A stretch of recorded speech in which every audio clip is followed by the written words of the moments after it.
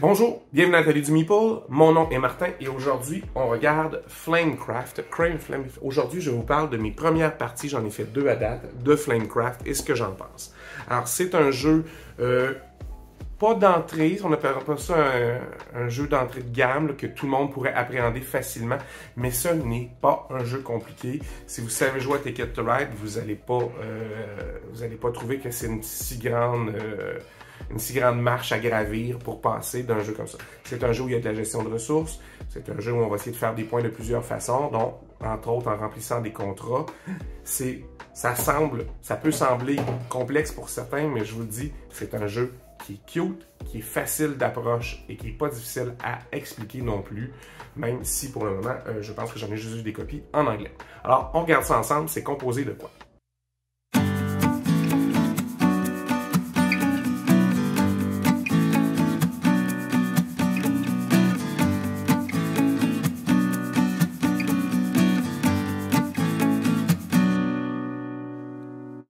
Prenons le temps de regarder ensemble un peu ce qu'il y a dans Flamecraft. Alors déjà, c'est très mignon. Hein? Vous allez voir, les dessins sont très mignons. C'est fait pour plaire à un grand public et c'est pas un jeu très complexe non plus. Alors, vous avez des instructions. Pour le moment, j'ai une version en anglais. Je sais pas si c'est prévu en français et quand elle va sortir, s'il y en a une.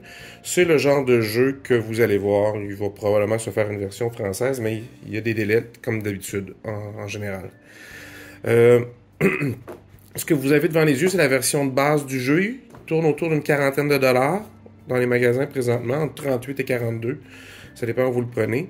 Et c'est assez facile. À votre tour, vous avez 2 actions.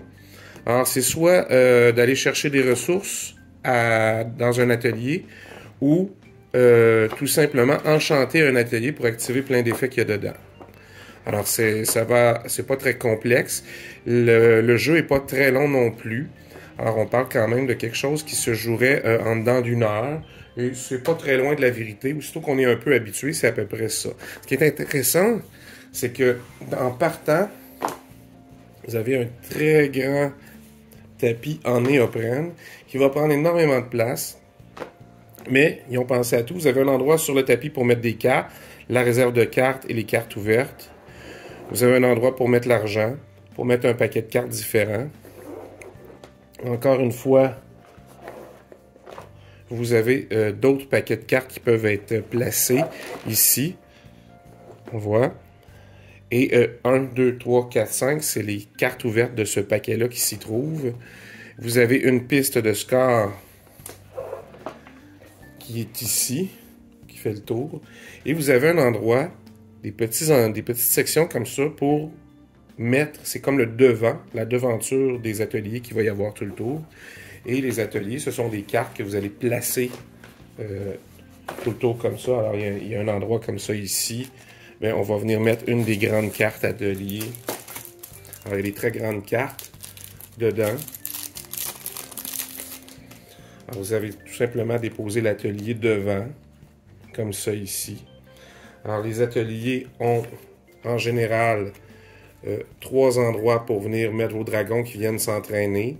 Alors, vous avez le prérequis du type de dragon, vous avez ce que ça peut vous apporter, les signes de cœur comme ça, ce sont les points. Vous avez une habilité que vous pouvez activer quand vous enchantez, pas quand vous enchantez, mais quand vous venez chercher des ressources.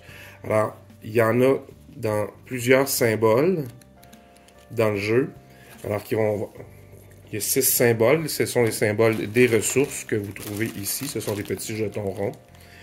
Et vous avez des ateliers qui sont différents aussi, alors qu'il y aurait n'importe quel type de ressources ou des dragons. Alors sinon, en général, bien, vous avez ici ce que ça va vous rapporter. Alors, à la pizzeria des sorcières, le premier... Ah, c'est parce que j'ai pas ceux de base. Ceux de base sont ici. Voyons. Alors, dans les ateliers de base, il n'y a pas d'habilité spéciale. Ce sont les 6 ateliers qui sont au départ. Vous mettez le dragon qui correspond ici. Un dragon qui correspond là. Ce sont des dragons de départ aussi. Il y en a un petit paquet. Et les autres dragons, mais vous devrez avoir le prérequis. Alors, c'est soit un dragon d'enclume ou un dragon de potion. Si vous êtes capable d'en placer un là, vous aurez la récompense qui est ici de faire une pièce de monnaie ou d'aller chercher un dragon un peu spécial juste là.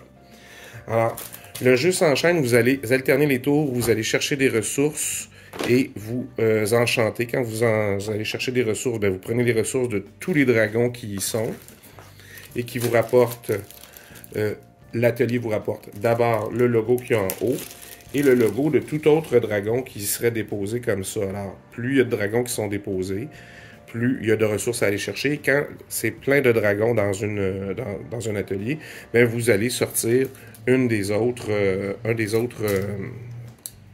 ateliers qui seront choisis. Il y en aura 10 qui sont choisis dans certaines conditions pour chacune des parties. Alors, vous n'aurez jamais les mêmes ateliers à votre disposition.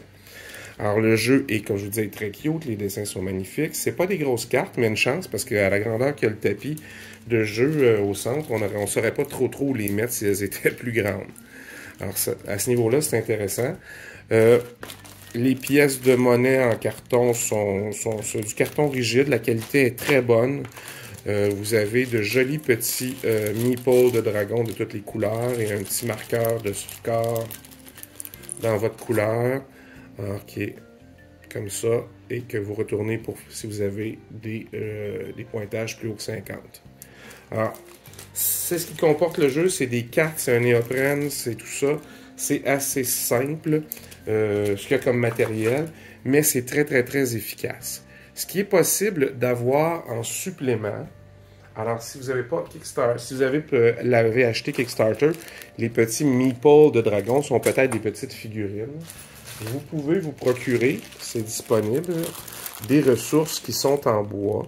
Mais c'est quand même, si le jeu est autour de 40$, c'est quand même une vingtaine de dollars juste pour avoir en surplus pour des ressources en bois.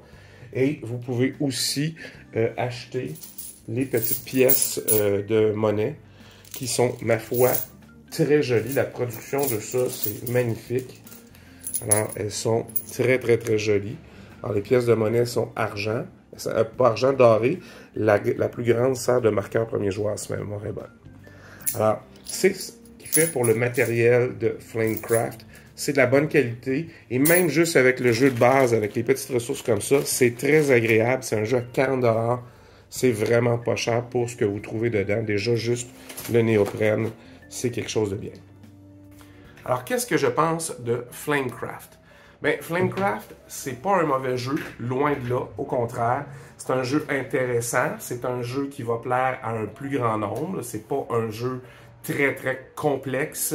C'est assez simple même à expliquer. C'est pas très difficile à apprendre, même si vous êtes habitué à des jeux plus légers. Alors, c'est sûr que c'est pas un point de salade, puis c'est une coche au-dessus de Ticket to Ride, des aventuriers du rail, mais vous avez quand même quelque chose qui est facile d'approche, qui est cute à souhait, tout le monde va vouloir jouer. Et surprenamment, comme c'est rapide, ça peut être un jeu, même si on aime les plus gros jeux comme moi par moment, puis je ne suis pas considéré dans ma gang comme celui qui aime les jeux les plus compliqués. Fait qu'il y en a très peu de ma gang de base là, qui jouerait à Flamecraft, je pense. Mais c'est un jeu qui est facile à jouer avec plein de public. Alors, c'est au niveau du wingspan. Moi, je me suis rendu compte avec les années qu'un des jeux dans ma collection qui sort le plus souvent, c'est Wingspan. Pourquoi? Parce que je peux le sortir avec plusieurs groupes différents de jeux. Alors, ça fait que quand je regarde mes statistiques de jeu, ben c'est vraiment Wingspan qui est le jeu le plus joué. Et je ne serais pas surpris que Flamecraft prenne ce genre d'espace-là, un espace où ça va plaire à plusieurs personnes. La thématique des dragons, ça n'a rien à voir avec du Dungeons & Dragons ou du Dungeon Crawler, des affaires comme ça. C'est cute. Il aurait pu mettre n'importe quelle autre thématique là-dessus et ça aurait fait l'affaire. Mais c'est juste que là, en plus d'être intéressant, ça a un facteur de cutitude qui est assez élevé. Alors, si je vous le recommande, oui, je vous le recommande. C'est un bon jeu, c'est un jeu qui est bien fait, c'est un jeu qui est assez balancé, à date pas mal toutes les parties. Ben, je n'ai joué juste deux. Là. La première partie, c'était une partie de test et ça, fait qu'on avait une petite points de règle qu'on n'avait pas tout à fait bien fait, puis c'était pas compliqué pourtant, mais ça a fait un petit peu des disparités. Mais la dernière partie qu'on a jouée, on était tous à, c'était, mettons, 51, 53, 51, puis 49, les trois scores. Alors, c'était pas des grosses marges, alors c'était une partie assez serrée. Alors, c'est vraiment qui va pas remplir les contrats les plus vite. Et il n'y a pas d'interaction négative. Vous pourriez prendre quelque chose plus vite que quelqu'un si c'est votre tour, mais si vous voulez aller où quelqu'un est déjà, vous devrez lui faire un petit cadeau d'une des ressources. Alors, c'est intéressant quand même pour ça. Alors, il y a moyen, des fois, la personne veut absolument aller où vous êtes déjà, elle vous donne une ressource, puis peut-être que c'est une ressource qui va vous aider le temps que votre tour revienne, bien à remplir un contrat puis faire plus de points plus rapidement. Alors, c'est quand même intéressant. Pas d'interaction négative pour les gens qui n'aiment pas ça. Alors, ça peut être un plus. Alors, j'espère que vous avez apprécié. Essayez Flamecraft. C'est vraiment un beau petit jeu, ça vaut la peine, vous n'aurez pas de difficulté à le sortir, ça va être un bon investissement. Alors, en attendant, on se revoit la prochaine fois avec une nouvelle évaluation d'un nouveau jeu. On regardera ça ensemble. Et puis, si vous voulez vous abonner pour savoir quand est-ce que va sortir la prochaine petite vidéo, faites juste activer la cloche en bas. Si vous avez des commentaires, si vous avez essayé Flamecraft, dites-moi ce que vous en pensez dans les commentaires juste en dessous. Puis, ça va me faire un plaisir de lire ça. Au revoir, amusez-vous.